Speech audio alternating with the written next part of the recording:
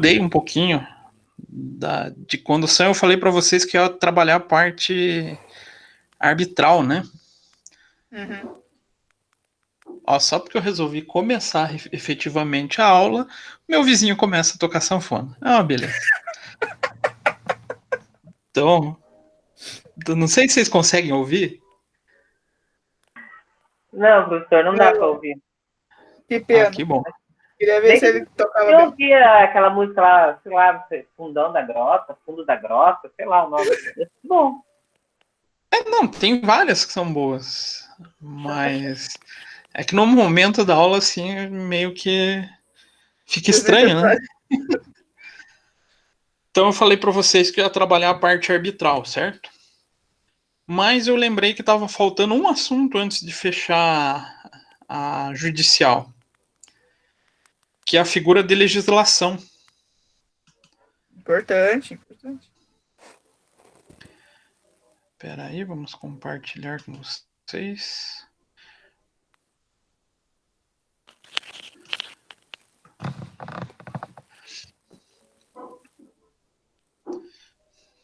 Então, a ideia hoje é falar da legislação aplicável envolvendo responsabilidade do perito.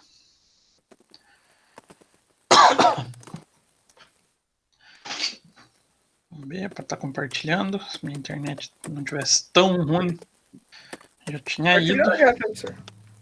Já? Então, a ideia hoje é falar sobre legislação aplicada, envolvendo responsabilidade civil e criminal do perito contador. Essas responsabilidades são bem, como que eu posso falar, bem dispersas na legislação. Então, quando a gente falar de responsabilidade criminal, eu acabei trazendo até um pouco mais da legislação envolvendo a perícia na área de falências. Então, na área falimentar, para que vocês tenham ciência do que vocês podem ser penalizados. Interessante. Então, vamos lá. Primeira coisa que a gente tem que falar, claro, que é a responsabilidade do perito. Cadê meu marca-texto? É grande quando a gente está na área da justiça, né, na área judicial. Então ele tem que tomar muito cuidado com toda a manifestação que ele fizer, toda a informação.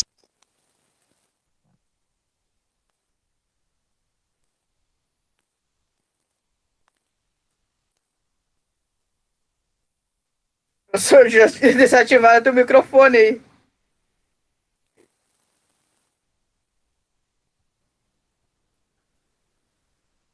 Hello? Voltou? Voltou. Voltou. Oi, gente, vocês não querem me ouvir? Eu sei que minha voz é chata, mas tudo bem. Agora eu me perdi onde eu estava. Ah, tá. Falando do cuidado, então, tudo que a gente apresentar na justiça, a gente vai ter que ter muito cuidado para não incorrer em erro. E também a gente vai ter que ser pautado na figura de ética e moral. E também na manutenção de sigilo ou segredo profissional. Essa figurinha aqui é bem importante para dois profissionais. Na verdade, todos os profissionais da contabilidade seguem, mas em especial duas áreas de atuação têm na sua própria legislação. Quem são eles? Perito e auditor. Eles têm um destaque, um ênfase na sua própria legislação falando do sigilo profissional. Esse sigilo é tão importante que os profissionais mais antigos eles até comentam, às vezes em tom de brincadeira com o pessoal que está iniciando, que nem para a esposa a gente pode comentar. Ou seja, nem para o cônjuge a gente deve comentar nada do que se passa, nem na perícia, nem na auditoria. Então a gente sempre vai ter que agir com discernimento, e honradez no trato dessa relação. E sempre pautando pela independência profissional. Nada pode influenciar na nossa capacidade de atuar de modo livre. Então, a gente não pode ceder em circunstância nenhuma a interesses daqueles que estão no litígio e nunca agir com parcialidade. Será que esse é um pecado dos peritos? Aqui mora um dos principais riscos do perito: a atuação de modo parcial. Porque é uma das poucas situações que abrange todos os peritos sem distinção. A gente vai ver lá na frente que o Código Penal prevê que, caso o perito seja imparcial, ele vai ser penalizado por isso. Então, aqui é um dos casos onde a gente tem legislação penal aplicada a todos os possíveis casos, tá? E, levando em consideração a importância de ética e moral, a gente vai começar a falar desses dois. Vocês devem lembrar o que é ética, o que é moral, né? Todo mundo lembra? Lembramos, certeza. Ô, gente, isso é importante. Ética moral é aquilo que a gente não pratica no escritório no que eu trabalho. Será? Então, ética. Ética. Conjunto de conhecimento objetivo, extraído da investigação do comportamento humano.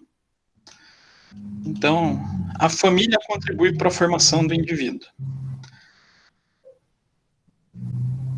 E moral. Conjunto de regras aplicadas no dia a dia e usadas continuamente por cada pessoa. Forma a construção do indivíduo durante a sua vida. Vocês perceberam uma diferença entre grupos? Se vocês prestarem atenção, a figura da ética, a gente tem o quê? Uma posição de o que é correto perante um grupo social. E a moral? É o que é correto perante a constituição do indivíduo. O que ele considera como certo. Professor, então, licença um pouquinho. Apesar dos dois... O Emílio e o Luiz, eles estão aguardando o senhor aceitar eles na aula. Hoje também não estão aparecendo para mim. Não? Tá, eu vou ver com eles. Até um deles me mandou mensagem aqui.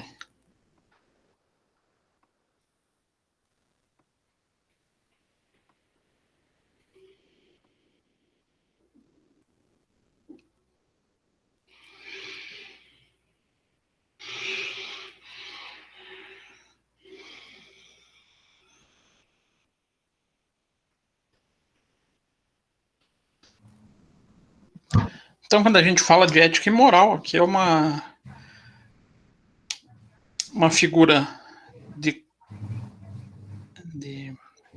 até fugiu a palavra. De condutas corretas definidas por uma figura coletiva e a moral uma constituição do próprio indivíduo. Em geral, a moral tende a vir da ética, mas não é uma regra, tá?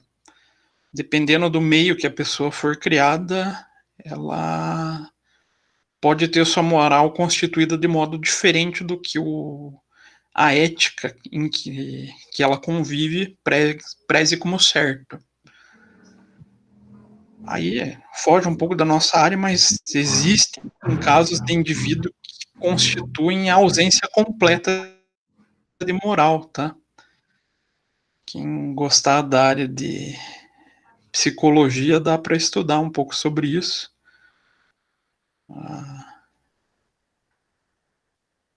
Na figura dos chamados menino lobo. Já ouviram falar disso? Sim. Ouviu? Menino Lobo. Não é o Mogli, tá, gente?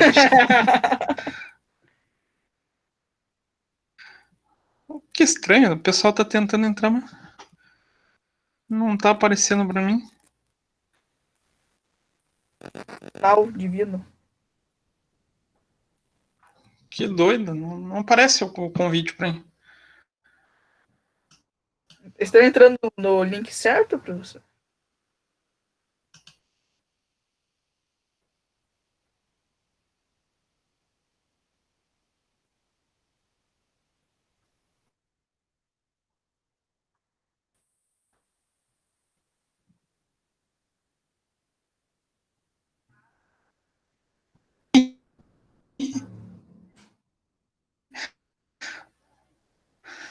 Mas a aula, se vocês olharem, ele vai ser o mesmo Google. Ele gera um link para todas as marcações de data.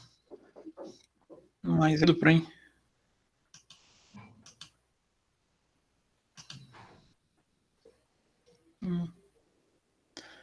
Ele aparece aqui para mim como se não tivesse pedido novo.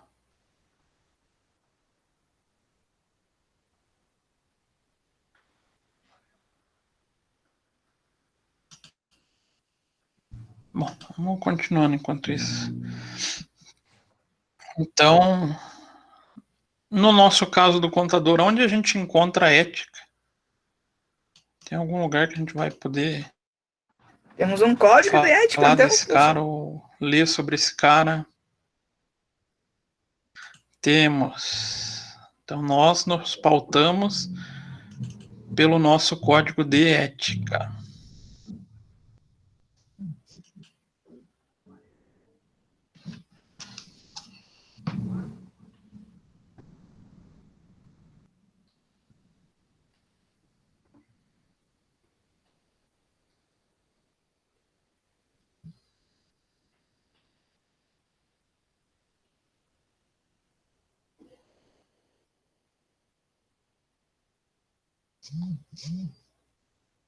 Pior que agora eles ficam me mandando no WhatsApp que estão tentando entrar. Pior que eu não sei o que fazer, gente.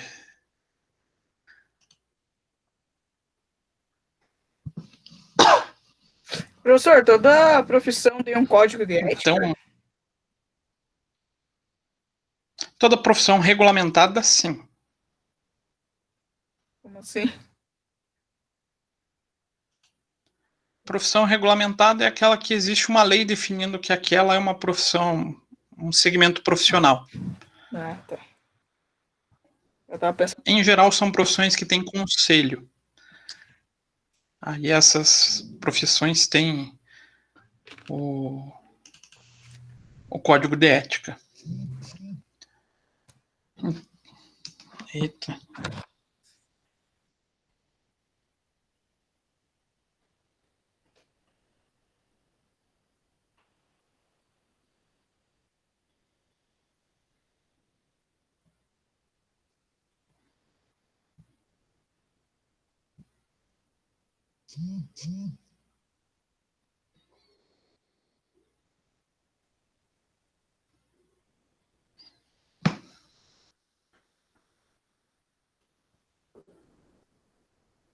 Voltando. Agora eles ficam me perguntando como entrar, gente. Como é que eu respondo que eu não sei? Só diz para eles, se eles não conseguirem entrar, não tem problema, eles vão ganhar presença igual. Daí pronto, eles sucedem. Ah, sim. Isso realmente eu deixo claro para vocês que eu acabo fazendo mais chamada até pelos trabalhos, né? Vamos continuar aqui, senão a gente não termina. Então, a primeira figura que a gente vai ter que se pautar é na ética e na moral, e no nosso caso, seguir o código de ética. Então, o desempenho da atividade de perícia tem que primar pela aplicação das duas qualidades. Então, é importante ressaltar que o trabalho do perito, consubstanciado no laudo pericial, não está restrito somente ao processo para qual foi nomeado, mas também implica no beneficiamento ou penalização de entes que fazem parte da sociedade. Então a gente sempre vai ter que tomar o cuidado para não gerar esse dano ou um benefício a alguém dentro desse processo. E a aplicação, a preocupação dessa ética e moral já vem descrito lá na NBC-PP 01, no item 31. Aí, como eu tenho dificuldade para decorar normas, leis e tudo mais, eu não lembro o que significa essa siglinha PP. Ela é que define as técnicas ou a profissão do perito? A profissão do perito. Técnica é T, né? Profissão, isso, a NBC-TP 01 é todo o procedimento técnico da perícia, como a gente deve conduzir o processo pericial. NBC-PP é toda a regulamentação sobre a profissão do perito, né?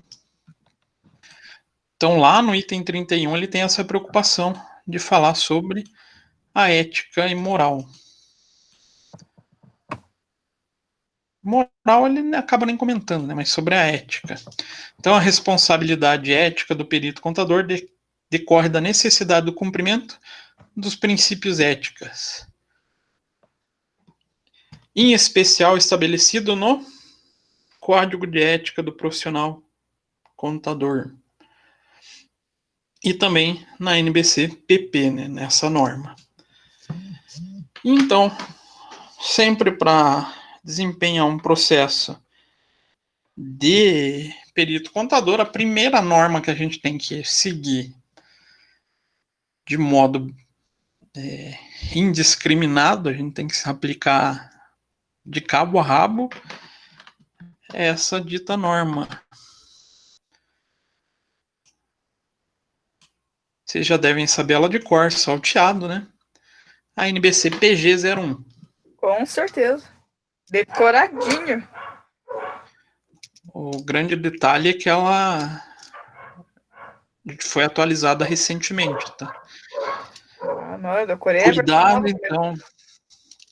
Cuidado, então, quando vocês pesquisarem Código de Ética do Profissional Contador, para não cair lá na lei,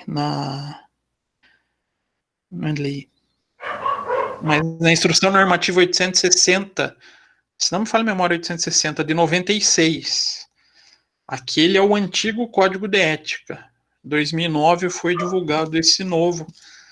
Tem algumas mudanças, mas não são tão drásticas assim, né?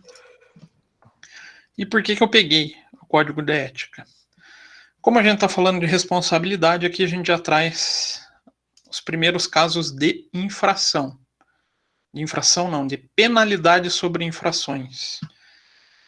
Então aqui ele vai trazer quais são os deveres, direitos, as obrigações, e vai lá no seu final indicar o que pode acontecer com um perito contador, ou com qualquer contador, na verdade, né?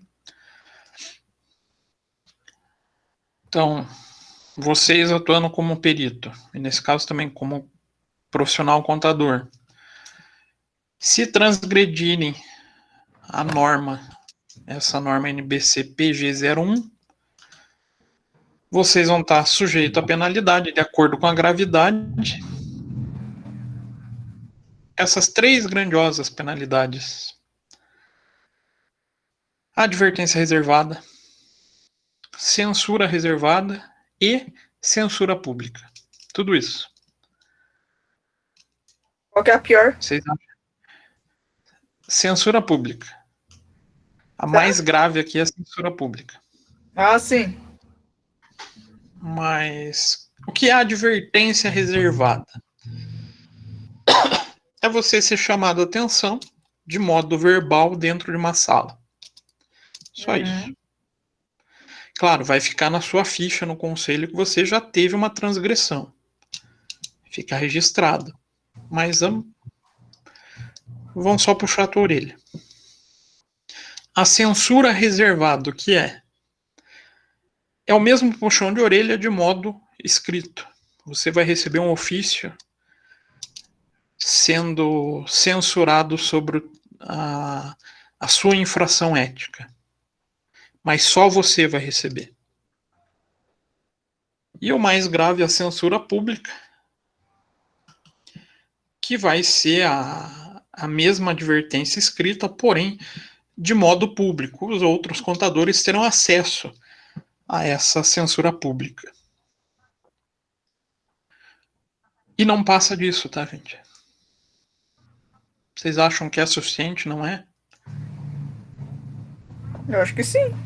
Imagina se você ser censurado publicamente. Eu, particularmente, acho pouco. Sério, professor? Uhum, eu acho que ainda falta elementos. O que o senhor... Exemplo. O que eu colocaria seria até um pouco drástico. Seria suspensão profissional e cassação de registro. Não é. Então você pode fazer a cagada mais monstruosa que seja, pelo código de ética, você no máximo vai ser censurado. Olhando para esse lado é pouco, né? Não, pense o pessoal que desviou, fez aquelas picaretagens bilionárias na Petrobras. Se fosse só o código de ética, no máximo eles seriam censurados. É pouco, né? Aí o porquê que eu tô destacando esse caso aqui, vocês vão ver muita questão de concurso e do próprio exame de suficiência, onde ele tente levar vocês para outras penalidades igual essa que eu falei. Vai falar de suspensão profissional e de cassação de registro. Essas duas não são previstas no nosso código de ética, tá? Mas pode ocorrer? Não, não tem como. Não tem como? Não. Pelo código de ética, não. A gente vai ver que pode ter a suspensão pelo Código de Processo Civil. Pelo CPC. Mas não pelo Código de Ética. Entendi. Esse é um materialzinho que é bem interessante de vocês lerem ele na íntegra mesmo, porque questão de ética no conselho, no exame de suficiência se assemelha muito à perícia. Pequenos detalhes que eles vão mudando no texto da lei, só.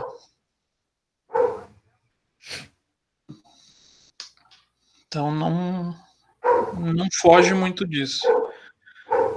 Tem um código para acessar, né? Tem, peraí. TZF-VMUZ-MIB. Meu Deus. Copiado?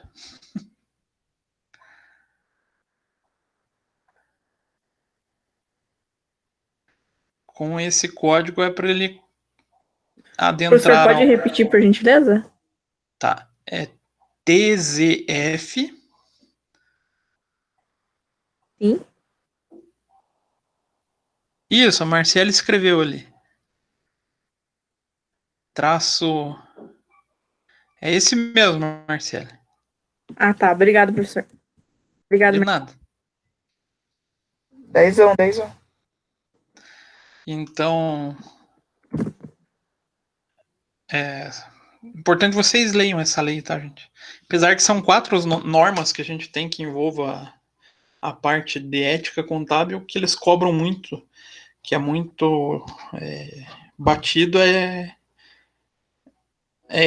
essa normativa mesmo, tá? Foi essa que o senhor enviou para nós lá no AVA? Foi, essa mesmo. Então você já tem a atualizada lá.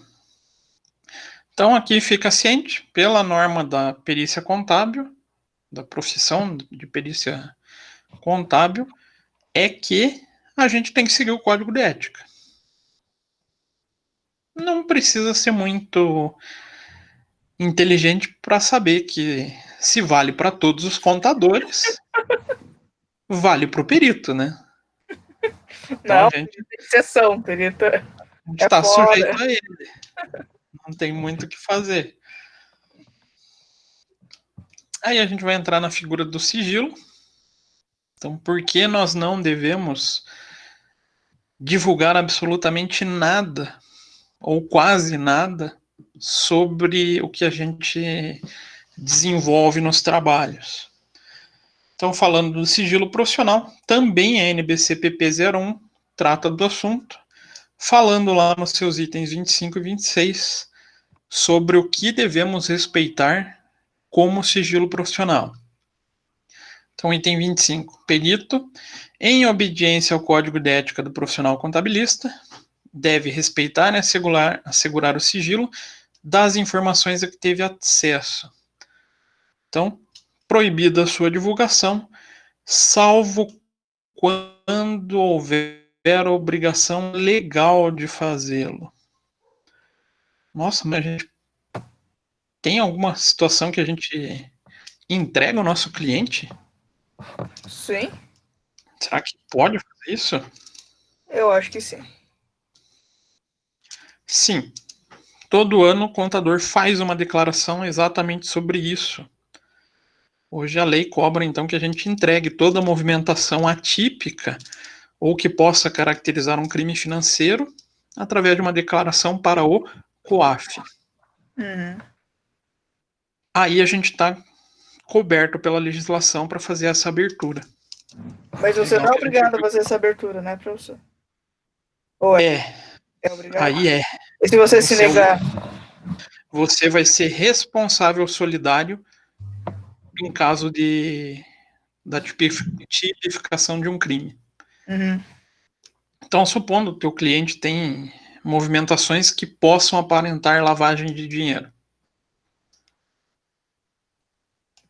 Por essa normativa, você é obrigado a informar essa movimentação que tem essa característica. Entendi. Não fez, você está incorrendo na responsabilidade solidária pelo crime. Então, você pode ser autuado junto com a pessoa ou com o empresário que esteja praticando esse crime financeiro. Não vale muito a pena, né? É. Eu não sei, né? Parece uns contadores aí queimando a nossa cara aí. Ah, tem muita gente, não se preocupe. Então, o dever de sigilo subsiste mesmo na hipótese de o profissional se desligar do trabalho antes de concluir ele. Então, mesmo que vocês não terminem o trabalho de perícia, começou a executar qualquer trabalho, vocês vão manter sigilo indiferente do término ou não. Tá? Então, portanto, enquanto durar o trabalho, o profissional deve manter sigilo das partes, bem como do que se discute nos autos, de forma de se resguardar perante o Conselho Federal de Contabilidade, o Fórum e a sociedade. Então, quem define sobre o sigilo? Nosso dito Código de Ética, tá? Existe legislação civil para isso? Não. Salvo aqueles casos onde o juiz determine que o processo corra em sigilo.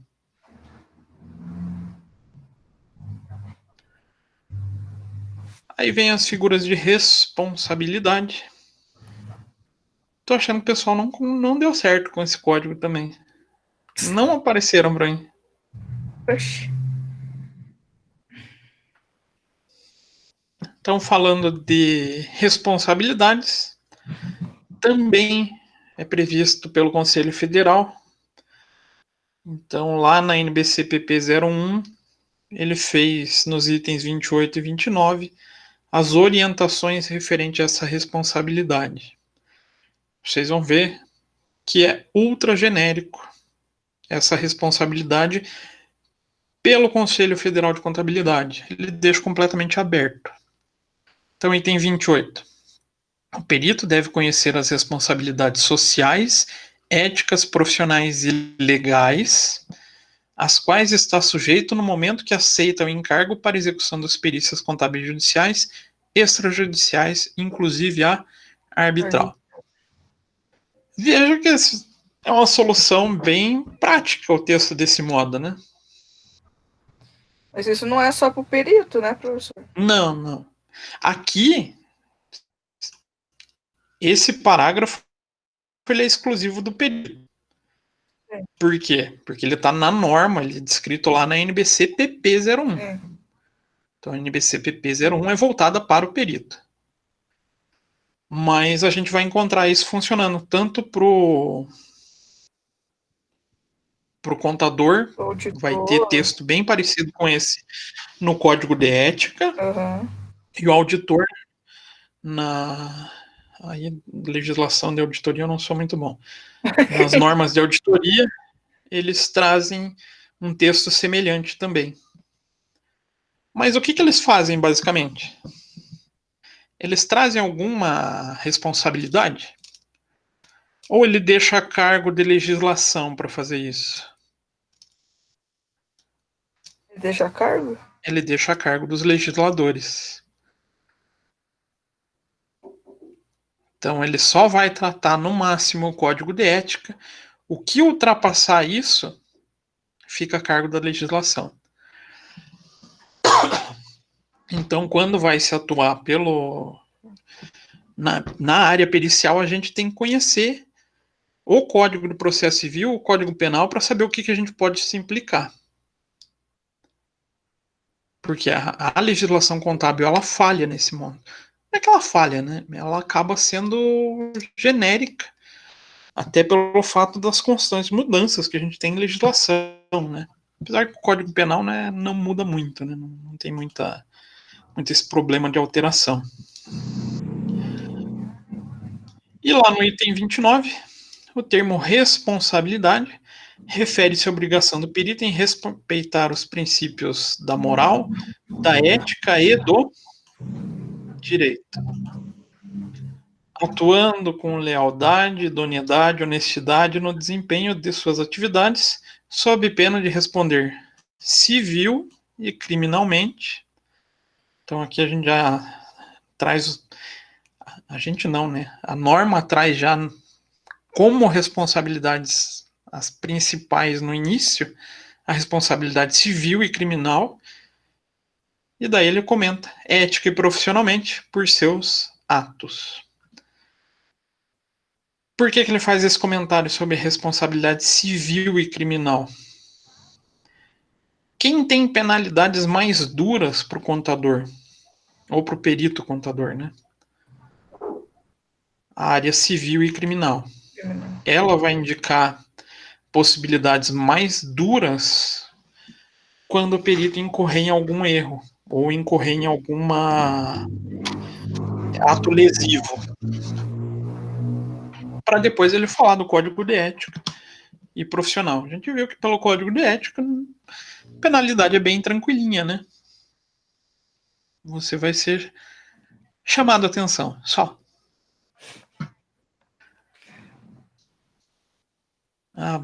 Parece que é implicância minha, mas é porque se a gente pegar outras profissões, a gente tem penalidades mais duras para os profissionais que incorrem em erro.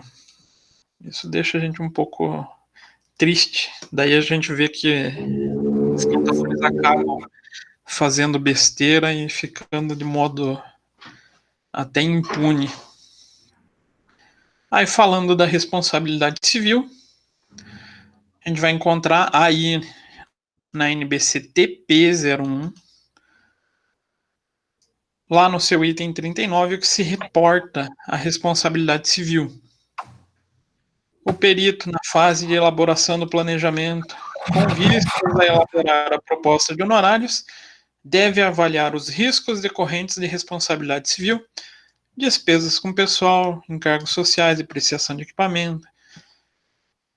O que a norma de perícia traz em relação à responsabilidade civil?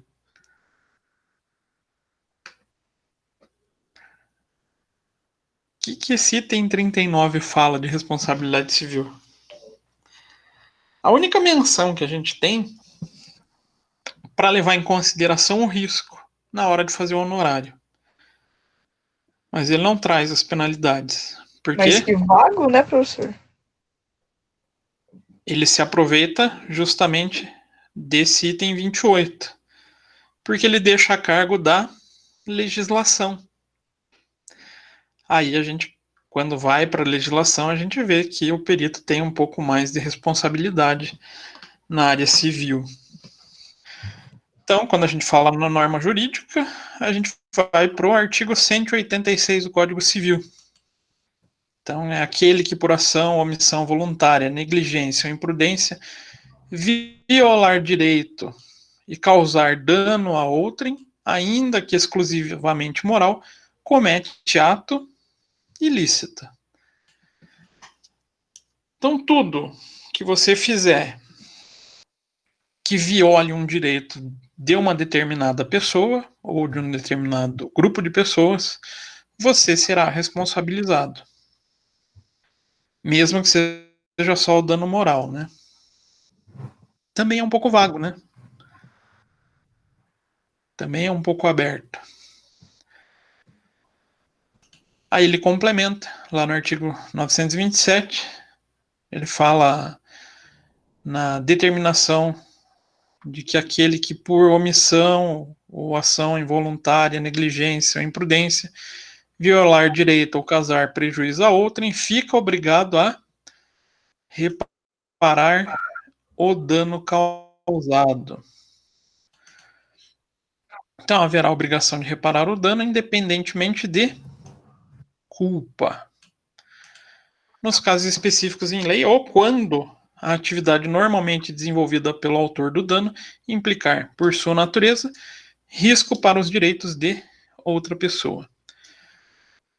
Essa parte aqui, quando a atividade normalmente desenvolvida pelo autor do dano implicar, por sua natureza, risco para os direitos de outrem.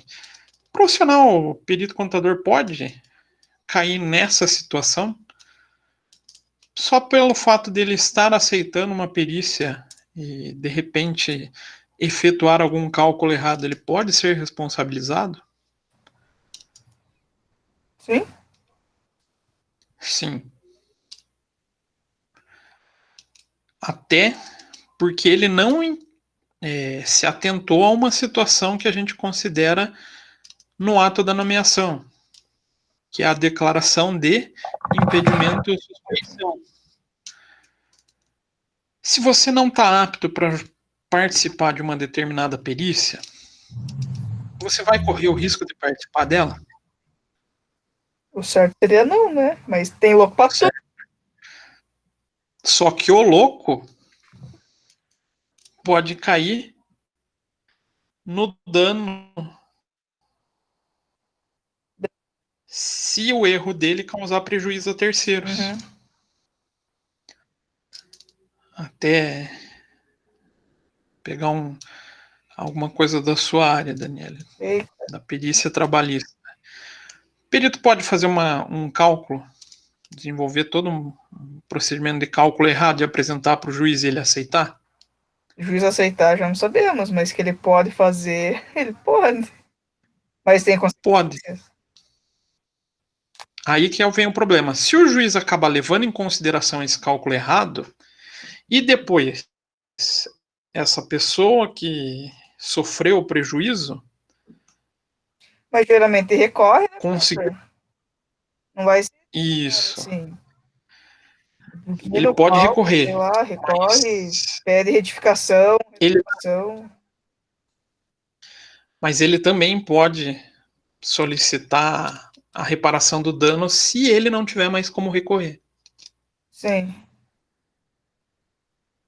Uma vez que aquele processo foi feito errado. Sim. Se ele conseguir comprovar também, né, professor? Não vai ser assim, não. É exatamente isso que eu ia falar. Se ele conseguir comprovar que foi feito errado, pronto, está comprovado o dano. Uhum. Já tem como cobrar isso na esfera civil. Então, a legislação civil, ela não traz penalidades diretas. Ela só vai trazer na figura da reparação de danos. Então, tudo que a gente tiver de dano que for causado por um profissional perito contador vai ter que ser responsabilizado. Então, o Código Civil ele só trata isso, tá, gente? Aí a gente tem a outra parte que é o Código de Processo Civil. Cadê? Apesar que eu acabei jogando dentro da responsabilidade criminal, mas falando do Código de Processo Civil, a gente tem o artigo 158, tá? Já chega nele. Então, falando de responsabilidade criminal, penalizações pelo ato omisso, também no quesito responsabilidade profissional, o Conselho Federal foca a conduta do profissional da contabilidade e faz por meio da NBC-PP 01 nos itens 35 e 36. Então, itens 35. A legislação civil determina responsabilidades e penalidades para o profissional que exercer a função de perito contador, as quais consistem em multa, indenização. Então, aqui a gente viu ali na responsabilidade civil, né? E também na possibilidade de inabilitação profissional. Aqui a gente tem um complemento do Código de Ética. O Código de Ética ele não tem a figura da, não inabilitação, mas pelo menos da suspensão de um profissional. Na área pericial, a legislação pericial deixa a cargo da legislação essa possibilidade. E a legislação penal estabelece penas de multa, detenção e reclusão para profissionais que exercerem atividade pericial que vierem a descumprir as normas legais. Aqui vem um problema que legislação penal a gente vai ter uma infinidade de casos. Aí cada caso vai poder ser tipificado como um crime. Aí foge um pouco até da nossa área, né, de tipificação de crime. Mas essa penalidade a gente já conhece. Então, quando o perito contador incorre em algum erro, ele vai sofrer as sanções do artigo 158. Lá no artigo 158, perito que, por dolo ou culpa, prestar informações inverídicas, responderá pelos prejuízos que causarem a parte. Então, aqui é a reparação de danos, né? Vai acabar incorrendo junto com o artigo 927, e ficará inabilitado para atuar em outras perícias pelo prazo de 2 a 5 anos, independente das demais sanções previstas em leis, e devendo o juiz comunicar o fato a respectivo órgão de classe para a adoção das medidas que entender cabíveis.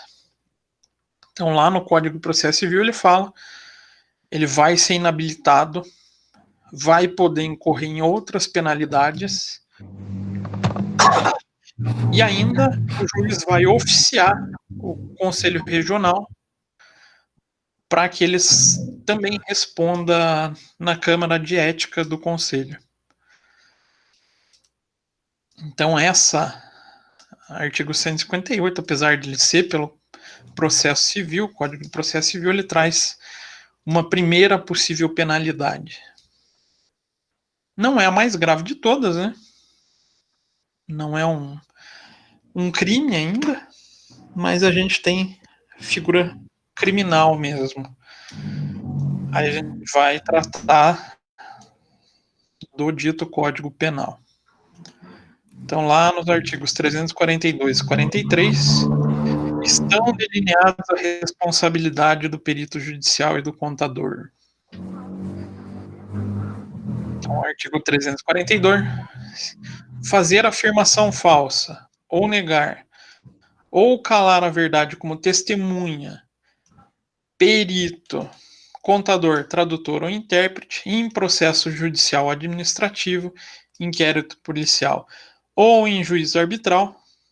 A gente tem, parágrafo 1º, as penas aumentam-se de 1/6 a 1/3 se o crime é praticado mediante suborno ou se cometido a fim de obter prova destinada a produzir efeito em processo penal, ou em processo civil, ou em que for parte entidade da administração pública, direta ou indireta.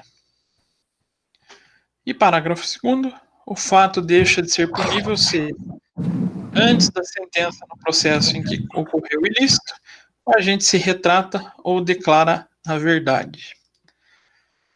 Então, perito contador fez qualquer informação inverídica perante o juízo, ele vai ser penalizado criminalmente, tá? Aí com agravante, se o fato negado ou inverídico apresentado pelo perito for mediante pagamento, ele vai se tornar aumentado a pena. E claro, se ele se retratar antes do final do processo, ele vai, digamos assim, deixar de incorrer a pena. Porque o fato daí não se consumou, né? O dano não se consumou. Então, tipificação penal genérica que a gente tem é esse caso, tá? 343. Aí vem dar, oferecer, prometer dinheiro ou qualquer outra vantagem à testemunha, perito, contador, tradutor ou intérprete para fazer afirmação falsa, negar ou calar a verdade em depoimento, perícia, cálculo, tradução e interpretação também vai estar incorrendo, e a pena para esses crimes é de 3 a 4 anos mais multa. Professor, mas você não é voltado assim para as partes? Tipo, querer subornar o perito, querer subornar as testemunhas? Vai cair para os dois lados. Tipo, se o perito aceitar, ele também vai ter a pena. Isso, ele também vai estar incorrendo no crime. Entendi. Aí entra aquela figura de corrupção ativa e corrupção passiva. Um vai ser o polo da corrupção ativa e o outro vai ser a corrupção passiva. Uhum. A corrupção não existe se não tiver esses dois polos. Então aqui não adianta a testemunha oferecer testemunha não, né? Uma das partes oferecer um benefício se o perito não aceitar. Uhum. Então aqui cai também para a figura do perito. Não é só para as partes. Uhum. E daí volta aquela figura do agravamento, né? As penas aumentam-se de 1/6 a 1/3 se o crime é cometido com o fim de obter prova destinada a produzir efeito em processo penal ou em processo civil e em que a parte for administração pública direta ou indireta. Então, sempre que a gente tiver essa corrupção envolvendo a esfera pública, aí vai ser agravado a pena. Vocês podem ver que os dois agravamentos de pena são envolvendo a administração pública, tá? Então, se o perito for beneficiado de alguma forma para criar fato em processo envolvendo a administração pública, ele vai se agravar. Tranquilo? Mais ou menos? Uhum. É um pouquinho denso essa parte, né? É porque é bem teoria, né? Lei é chato. É bem lei. É bem lei, aplicação é de a lei. lei pura, né? É a lei pura. Não tem muito o que fugir. Aí eu trouxe aqui para vocês uma esfera da perícia judicial, só para vocês terem uma noção da vastidão legal que a gente tem no Brasil. Tá? Atuando como perito em um processo de falência. Isso pode ocorrer? Pode. Ser chamado para atuar como perito em processo de falência. Processo de falência sempre acaba tendo perícia, tá, gente? Por que será?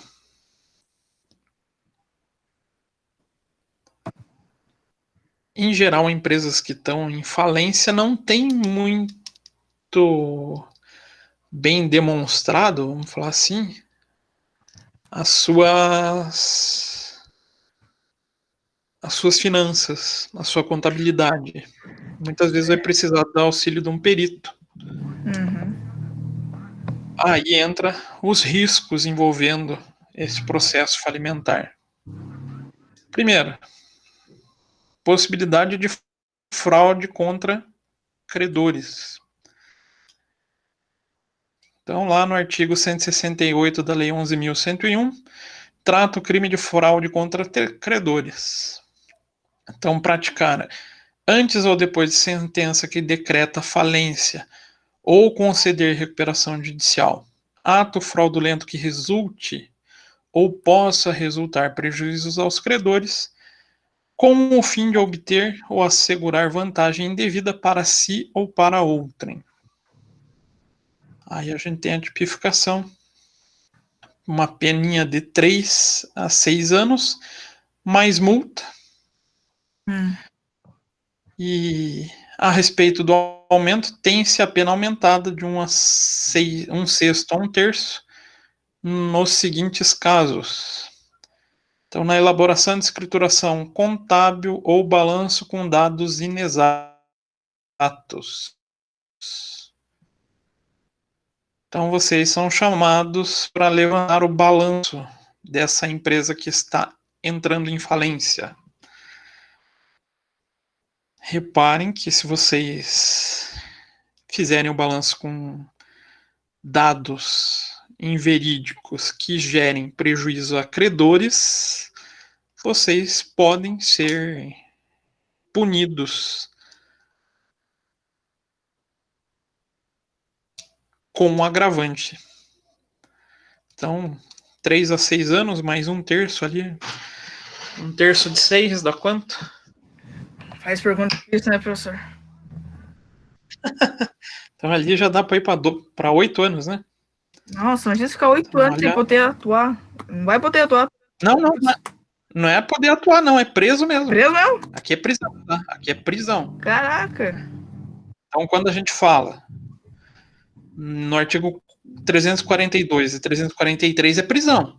No artigo 342 e 43 é de 3 a 4 anos de prisão mais multa. E quando a gente fala de fraude para credores, é de 3 a 6 anos, podendo ser agravado. Lá nos dois artigos do Código Penal também pode ser agravado, né?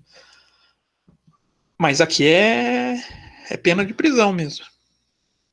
Claro, entra nas várias discussões na esfera penal de quanto tempo ele vai precisar cumprir a pena, se vai cumprir em regime fechado, aberto.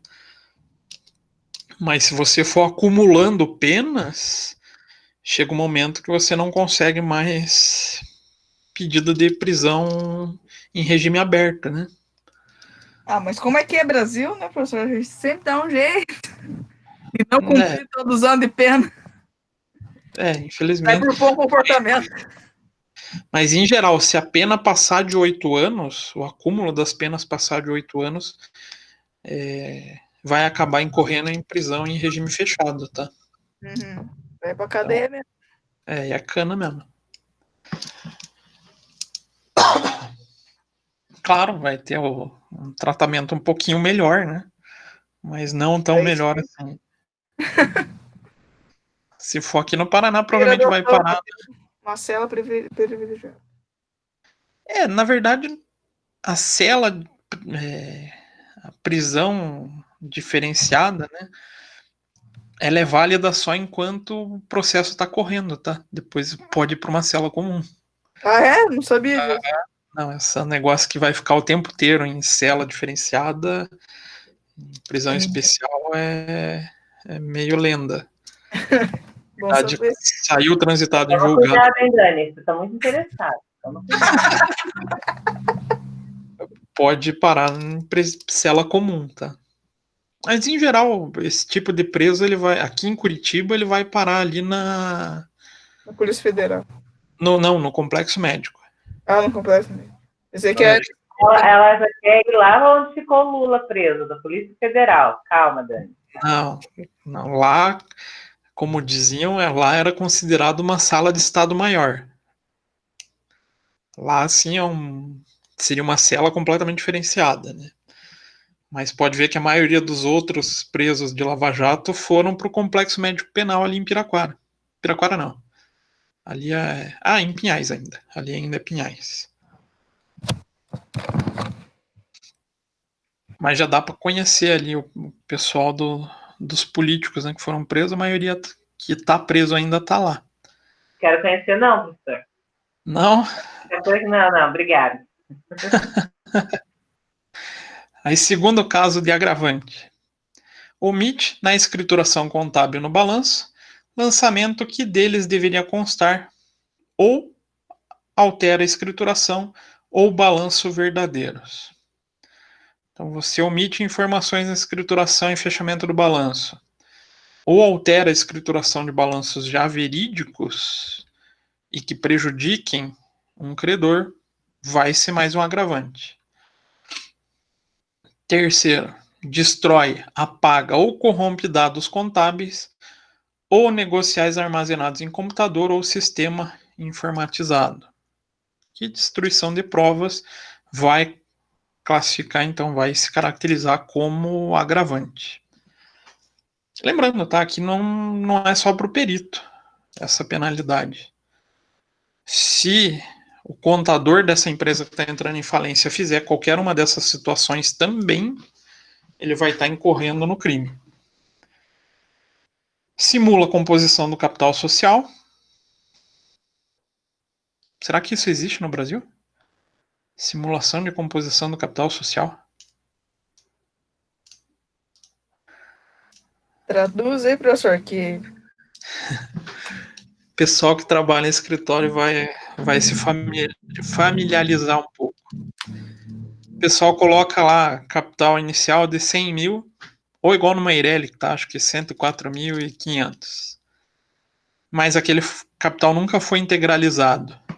Isso é uma simulação de composição de capital. Vai se enquadrar como uma fraude ao credor. Na Eireli isso é bem comum, pessoal. Esses montante de 100 salários mínimos já é uma garantia para credores. Mas o pessoal vai lá, fala que colocou 104.500, mas no fim não colocou. Às vezes abriu com 10 mil a empresa.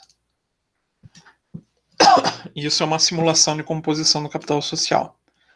Então, aquele pessoal que coloca no contrato social um valor diferente do que realmente está sendo integralizado, está fazendo uma simulação de composição de capital social. Outra possibilidade, destrói, oculta ou inutiliza, total ou parcialmente, os documentos de escrituração contábil obrigatórios. Tudo isso, então, vai poder ser agravante do crime de fraude a credores. Esse é bem interessante. Provavelmente vocês devem conhecer por outros nomes, mas a contabilidade paralela. Alguém já consegue imaginar o nome mais popular desse crime? Caixa 2? Caixa 2. Então, o Caixa 2 ele é um crime também previsto na legislação falimentar. Se a empresa mantiver Caixa 2, ela vai ser penalizada por isso. Então, no caso de contabilidade paralela, a pena é aumentada de 1/3 até metade se o saldo devedor manteve ou movimentou recursos ou valores paralelamente à contabilidade exigida pela legislação. Existe ainda o concurso de pessoas nas mesmas penas que incidem os contadores, técnicos contábeis, auditores e outros profissionais que, de qualquer modo, concorrem para a conduta criminosa descrito no artigo 168 da Lei 11.101 de 2005. Então, cada um vai responder na medida da sua culpa. Então, supondo a empresa que vocês estão pegando para fazer perícia apresenta a caixa 2. Qual a função de vocês, peritos, nesse caso? É deixar esse... Primeiro, vai ter que ser informado ao juízo a existência dessa contabilidade paralela e levantar um balanço contendo uma única contabilidade. Não feito isso, vocês podem responder de forma solidária. Então vamos supor que vocês pegaram esse balanço, ele já tinha sido auditado e vocês identificaram essa contabilidade paralela e não apresentaram um novo balanço.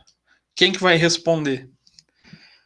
O contador, o auditor que deu parecer sobre aquele balanço e o perito que também permitiu a continuidade dessa contabilidade paralela. Então, uma pequena surpresa de agravamento de pena. A pena é o 3 a 6 anos, só que no caso de contabilidade paralela, existe a possibilidade de até dobrar a pena, né?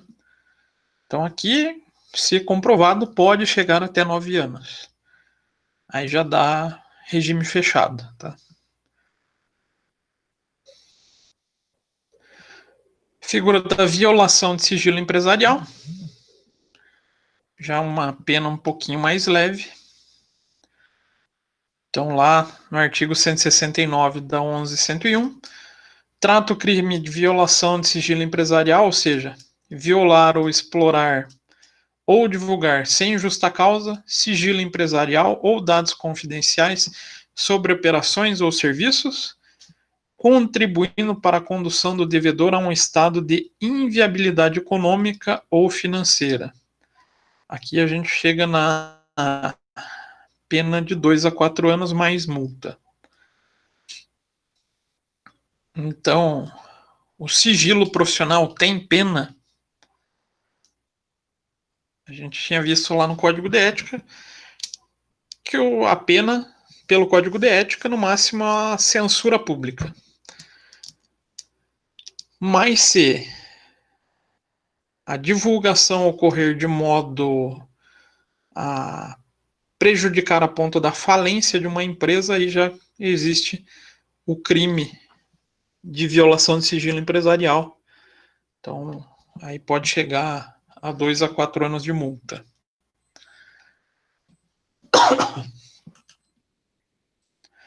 Divulgação de informações falsas. Então, o artigo 170 trata do crime de divulgação de informação falsa. Então, divulgar ou propagar por meio de informação falsa sobre devedor em recuperação judicial com o fim de levá-lo à falência ou obter vantagem, também tipificação de crime, com 2 a 4 anos de reclusão mais multa.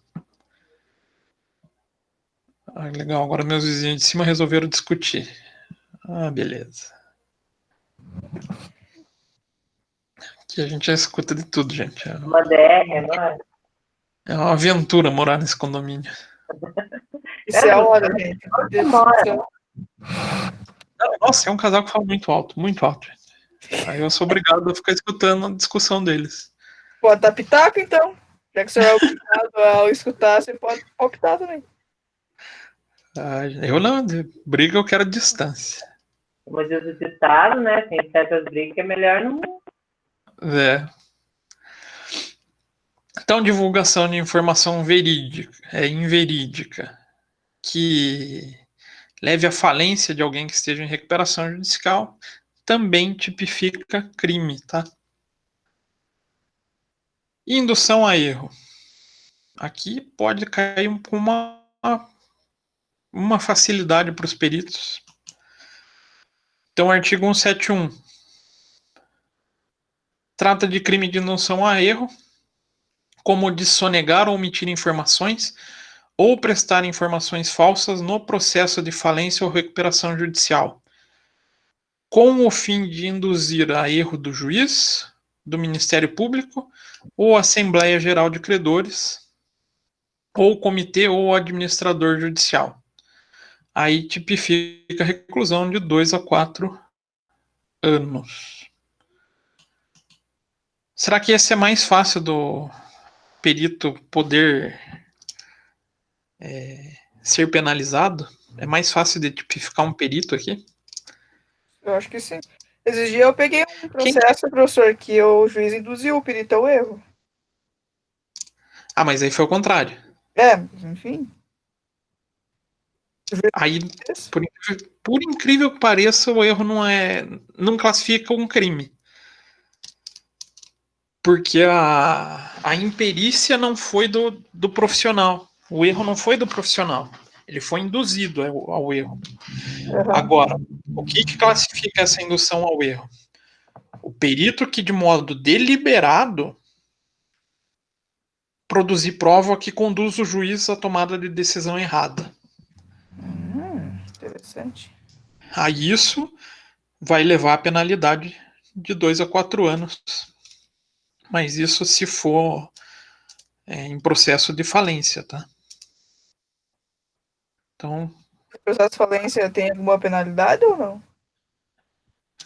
a falência em si não, né? A falência é a impossibilidade da continuação empresarial. A não ser daí que ela possa caracterizar em uma dessas tipificações. Então aqui pode ser que envolva também os administradores, os donos. Uhum. Né? A contabilidade paralela, se os donos também tiverem ciência. Entendi. Sigilo empresarial, dono não é tão comum, mas se for administrador pode incorrer. Mas tudo isso também vai poder recair para o perito se ele tiver participação. E divulgar informação falsa também. Mas aqui é onde tem mais chance do perito incorrer em crime. Quando alguém precisa da informação tendendo para o seu lado. Aí a gente volta para a figura da corrupção. Existindo a corrupção, o perito vai induzir o erro do juiz, e esse erro do juiz vai forçar, então, ao crime. Então, esse é o risco maior que eu vejo na área de falimentar, é a penalização por erro, indução ao erro do juiz, quando o perito ele é corrompido. Aí também pode-se ocorrer crime quando tiver omissão de documentos contábeis obrigatórios, né? O artigo 178 define como crime falimentar a omissão de documentos contábeis obrigatório. E aí, assim, deixando de elaborar, escriturar ou autenticar antes ou depois da sentença que decretar a falência ou recuperação judicial, os documentos de escrituração contábil obrigatória tipifica na pena de 1 a 2 anos, se o fato não constituir crime mais grave. Aqui está mais envolvido para os contadores, o perito ele tem que apontar a omissão, não apontando ele pode responder de modo solidário, existe esse risco também. Então, aqui foi só uma das áreas possíveis de atuação que eu trouxe penalidades, só na área de falência. Deu para ver que tem bastante risco trabalhar na área de perícia, né? Então aqui, como a gente verifica, perito contador, quando executa a função de auxiliar de justiça, reveste de numerosas responsabilidades, tanto civis quanto criminais, e assim esse item também deve fazer parte das variáveis que vão impactar no estabelecimento de valor dos honorários. Então a gente sempre vai considerar todo esse risco atrelado à profissão da perícia na composição da cobrança do honorário. Por quê? Por que a gente tem que levar em consideração esses riscos?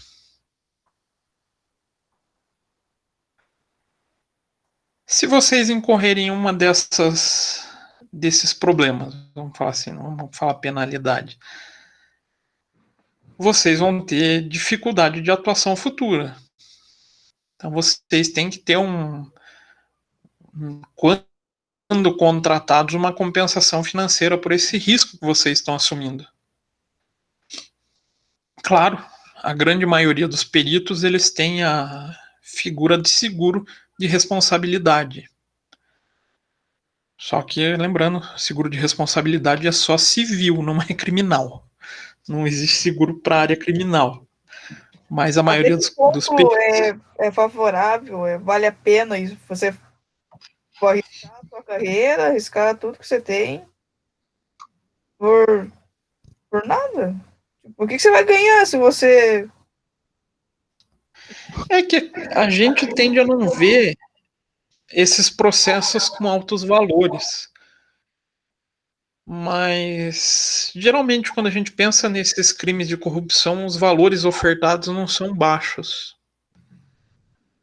O interesse escuso nesses processos de corrupção envolve altos valores, consequentemente, a compra do perito acaba sendo por um valor alto. Aí a gente cai no problema que é inerente ao ser humano, que se chama ganância. Ganância. Dependendo do valor ofertado, vai ter, vamos falar maluco mesmo, vai ter gente louca que vai aceitar. Tem gente que se submete. Sim. Até tem não sei de quem que é a frase, né? Mas tem uma frase que fala que todo mundo tem seu preço.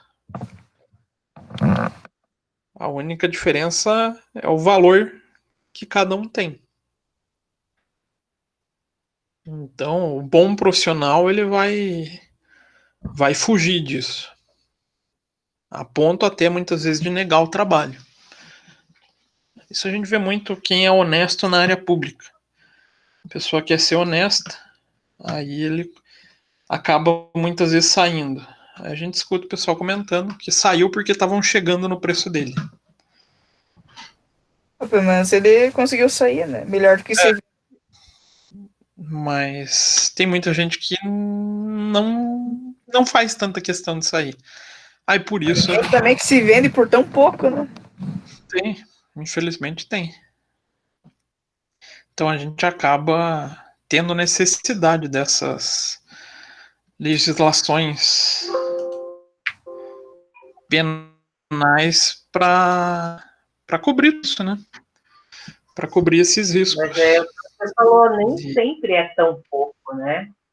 Esse é o problema. Não, muitas vezes o montante é altíssimo. Dependendo do crime. Pensem em vocês se fossem perito atuando nesses casos de lava-jato. Ali vocês não estão fazendo perícia de valores baixinhos. Vai ser de 100 mil, 1 milhão. Ali, dependendo do caso, chegava a bilhões. Então, quem tem que não interesse... não chegou nos bilhões ali para aquele pessoal que fez? Então, chega no preço dos profissionais. Esse é o agravante, né? Esse é o perigoso. Então, o que eu tinha para trabalhar hoje com vocês era isso. Aí na próxima aula a gente vai para arbitral realmente, né? Dúvidas, perguntas, questões? Só tô vendo o povo saindo ali, ó. Já tá em 18 já. Pode ser também que eu esteja já tenha dado uma cochilada.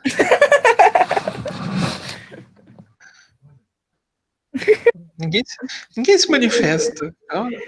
Todo mundo entendeu tudo, professor. Você é tudo perito. O Rafael perguntando que horas é o recreio. Vou liberar nós mais cedo hoje, né, professor? Ah, não, mas Tijuca dessa, deve estar triste, Tem que pegar o ônibus e vai embora. O Tijuca Essas- deve estar triste pela perto da casa dele e não tem corote. Né, mas Tijuca? essas aulas online a gente não fica até as 10, porque como a maioria não pergunta, não tem essa, Tô não perguntando. tem a Aqui, ó. interferência no mesmo ritmo de uma sala de aula. É porque o povo Ah, o professor nem vê, né? hã? O povo pode sair e o professor nem vê. Não, eu só vou vendo as mensagenzinhas. Fulano saiu, fulano voltou. Que depois que a pessoa saiu da sala e volta, ela não precisa mais da minha permissão para voltar. Aham. Então, às vezes a gente vê, a gente sai, a gente volta, a gente pensa, pode ser internet. Eu saí ali sem querer, eu fui tirar o microfone e apertei o negócio pra desligar. Então não tem muito como eu ficar julgando, né? Mentira dela, professor. Mentira. Ela saiu sem querer. Eu acho que ela foi jantar, foi pegar alguma coisa Calúnia, pra comer. não fui comer ainda, não. Mas, Calúnia, eu sou o único que tô aqui debatendo com o senhor a aula inteira, olha só. na verdade, participa bastante. Né? Você fala demais, Dani. Daí às vezes já nem se preocupa, deixa você aí. Faz suas perguntas, o professor fica feliz. E a gente fica aqui ouvindo. Mas então tá, gente. Da minha parte era isso. Até viu, parar né? de gravar aqui, senão. As patifarias. Não, o grande problema disso tudo, dessas Você vai ter que editar gravações, depois. não só isso, mas o pior é o tamanho